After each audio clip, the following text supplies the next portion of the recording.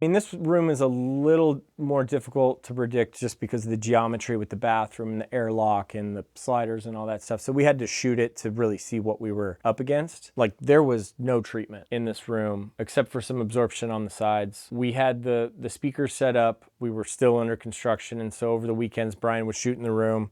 We would look at the analytics on REW and see where the room modes were and seeing how well they lined up with what we were predicting, which is always a good control to see so that your math is consistent, or if there's something that you're not factoring in. REW has a really cool predictive placement where you can move stuff around and see where those modes and nulls will be. And again, it's in an ideal, perfect environment. It did help us figure out where a good spot or a good direction to go in. For those lower frequencies, we built in some membrane traps, embedded them in the back wall, and then we installed some back here to just tame that energy that for the axial modes of the up and down.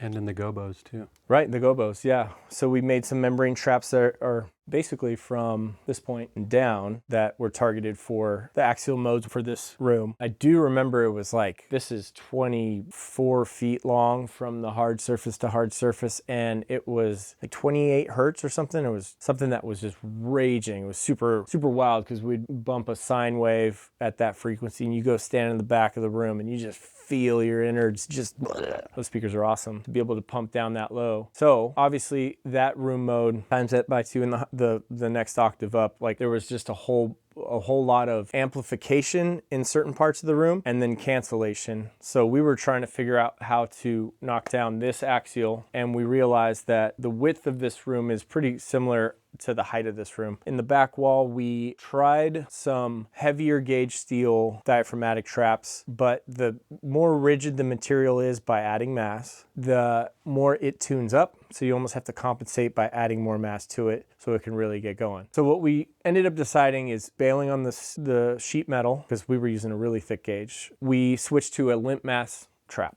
And the whole concept is it's an airtight box that's mounted on the back of the drywall. And then you put a membrane or a diaphragm. These are diaphragmatic. And being able to get the mass just right so that it resonates at that pitch, and the insulation inside, it has a spring dampening effect. So when the material is vibrating at that frequency, the depth of it will cancel out the energy and generate the sound energy into heat. Basically, that's any sort of dissipation of or transference of energy when you're absorbing or attenuating anything in acoustics. Even the little fibers in your 703 is turning into heat, and that's how this whole thing works.